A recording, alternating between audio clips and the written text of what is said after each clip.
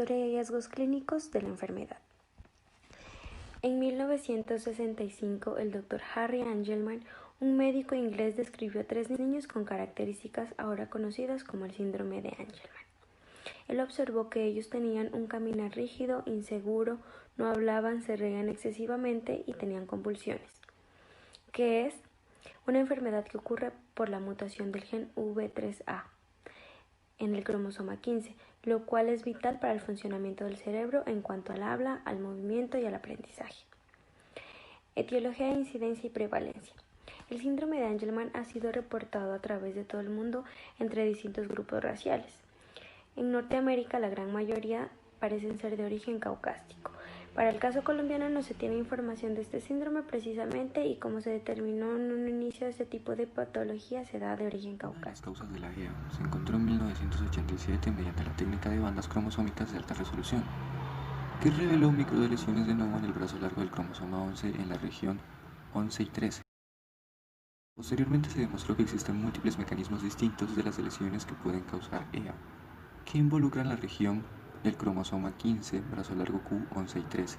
Ahora sabemos que la causa principal del síndrome de Angelman es una pérdida selectiva de función de la ubiquitina ligasa E3A del gen V3A en el cerebro, que generalmente se expresa de manera materna. Los modelos de ratón del síndrome de Angelman, con desactivación del gen materno en V3A, han mostrado ataxia, convulsiones, disminución del tamaño del cerebro y anomalías. Estos modelos también han demostrado déficits en la potenciación a lo largo del plazo del hipocampo, o por sus siglas LTP, lo que explica los déficits en la memoria y el aprendizaje en pacientes con EA. Riesgo de herencia. Tenemos la deleción del cromosoma 15. Más del 98% de los casos de deleción ocurren por un factor espontáneo y entonces no se hereda. Para estas familias el riesgo de recurrencia es menor al 1%. Sin embargo, el 1 y 2% de las deleciones ocurren por una normalidad heredada del cromosoma materno 15, tal como una translocación cromosómica balanceada. También está la disomía paterna uniparental, que viene a ser más del 99% de los casos, ocurren como un evento aparentemente espontáneo no heredado. Está el defecto del centro de impronta. Existen 2 tipos de defectos, que vienen a ser las deleciones y no las deleciones. Los casos de no deleción no aparentan ser heredados y tienen menos del 1% de riesgo de recurrencia.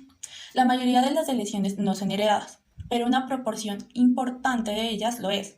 Esto confiere un 50% de riesgo de recurrencia. Están las mutaciones del gen VE3A. En estas se pueden producir ya sea espontáneamente o pueden ser heredadas de la madre y tener un 50% de riesgo de recurrencia. También están las personas con síndrome de Angelman con mecanismo desconocido, donde los padres de hijos tienen estudios genéticos aparentemente normales y cuyos hijos son diagnosticados solo clínicamente. En este no se sabe cuál es el riesgo de recurrencia, pero existen unas probabilidades de riesgo aumentado, pero tal vez no podría exceder del 10%.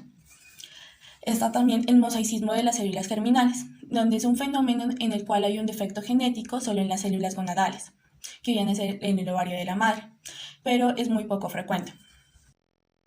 Y está la herencia improntada, donde el padre portador puede pasar a sus hijos este mismo defecto genético sin importar el sexo.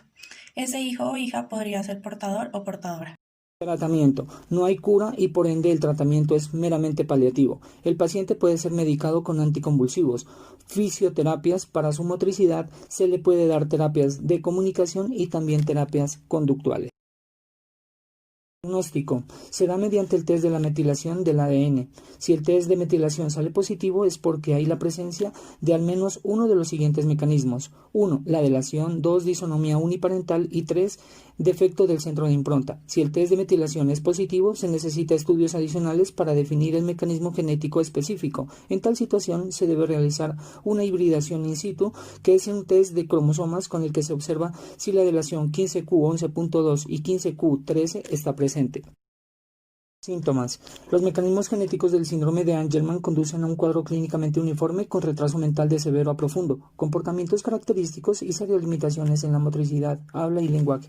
Los pacientes que presentan el defecto de la delación son los más complejos debido a la presencia de microcefalia, convulsiones, hipopigmentación, dificultades motoras, hipotonía muscular, dificultad de la alimentación, retraso cognitivo y discapacidad en el habla, mientras que los pacientes con disonomía uniparental, los pacientes con afectación en el grupo del centro de impronta y pacientes con mutación del gen V3A son afectados en menor medida ya que sus síntomas y cuadros clínicos son menos severos.